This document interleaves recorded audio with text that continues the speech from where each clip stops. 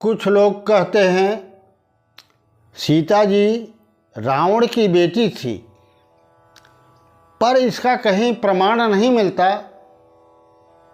मनमुखी बातें हैं, कुछ संतों ने ऐसा कहा है,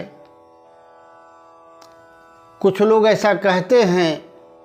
इसलिए हम आपके सामने बताने का प्रयास करेंगे कि कैसे कहते हैं, किस आधार पर कहते हैं। मित्रों, रावण जो था वह दुराचारी तो था ही, और संतों और ब्राह्मणों का सबसे बड़ा दुश्मन था। वह उन पर और अधिक अत्याचार करता था, और यहाँ तक कि वह संतों और ब्राह्मणों से कर के रूप में उनका रक्त लिया करता था। रक्त, खून, यानी रक्तदान उनसे लिया करता था। कर के रूप में रक्त, खून लिया करता था, और वह रक्त एक घड़े में इकट्ठा करके रख दिया था और ले जा करके मंदोदरी को दिया कि इसे संभाल के रख देना।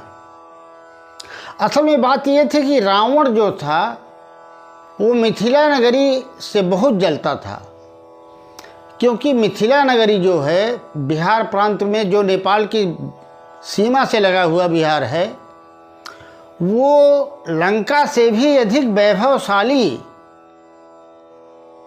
और सुखकर नगरी थी। तो रावण को वहाँ से जलन होती थी, राजा जनक से जलन हुआ करती थी, और उसने मन में अपने विचार ये किया कि अगर ये ऋषियों और ब्राह्मणों के खून से भरा हुआ घड़ा उनके राज्य में गाड़ दूंगा तो ऋषियों का श्राप लग जाएगा और उनके यहाँ कोई भी व्यक्ति सूखा पड़ जाएगा और सभी बेहाल हो जाएंगे, परेशान हो जाएंगे। तो ऐसा विचार वो मन में चल ही रहा था। तो मंदोदरी को वह घड़ा दे करके कहीं बाहर गया हुआ था। एक बार मंदोदरी को प्यास लगी तो वह पानी समझ करके उस रक्त को ही पी गई, जिससे उसे गर्भ रह गया। और जब गर्भ रह गया तो वह बहुत ही परेशान होने लगी मन में। तो जब रावण लौट करके आया तो उसने कहा कि सुना है आप गर्जना करते हैं तो गर्भ गिर जाता है। रावण ने कहा बिल्कुल सही सुना है तुमने।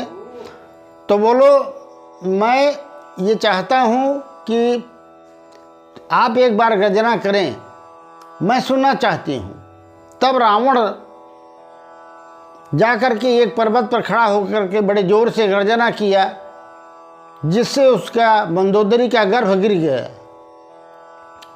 अब जब मंदोदरी का गर्भ गिर गया तो उसने उसी घड़े में, जो खून वाले घड़े में डाल दिया।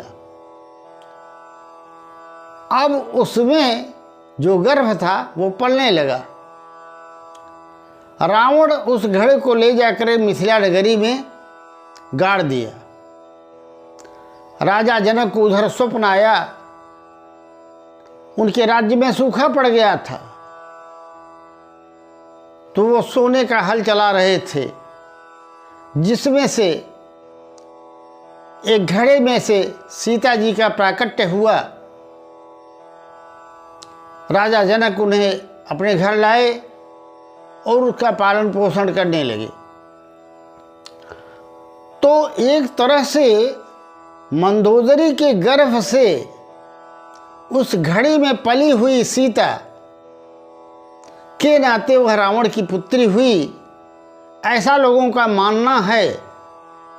यद्यपि इसका कहीं प्रमाण नहीं मिलता, ये मनमुखी बातें हैं, लोग कहते हैं, संतों के मुख से सुना है, इसलिए आपके सामने रखने की कोशिश कर रहा हूँ।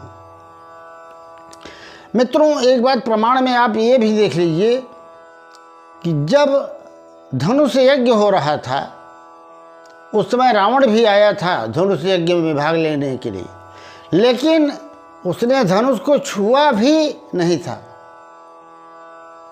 वह तो अपने बेटी का दर्शन करने आया था,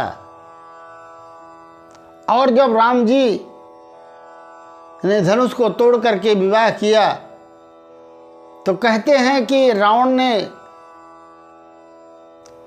राम जी से अकेले में प्रार्थना की थी कि मेरी बेटी को एक बार लंका लेकर आइएगा। राम जी ने कहा मैं तो आऊँगा नहीं। तो रावण ने कहा कि आप नहीं आओगे तो मैं अपने तरीके से ले आऊँगा। रावण ने सीता जी का अपने हिसाब से इसीलिए हरण किया और लंका में ले जा कर के रखा क्योंकि वह अपना कल्याण चाहता था। इसके सिवा रावण का और कोई इरादा नहीं था। मित्रों, वीडियो अच्छी लगी हो तो सब्सक्राइब लाइक करके राधे राधे अवश्य लिख दीजिएगा।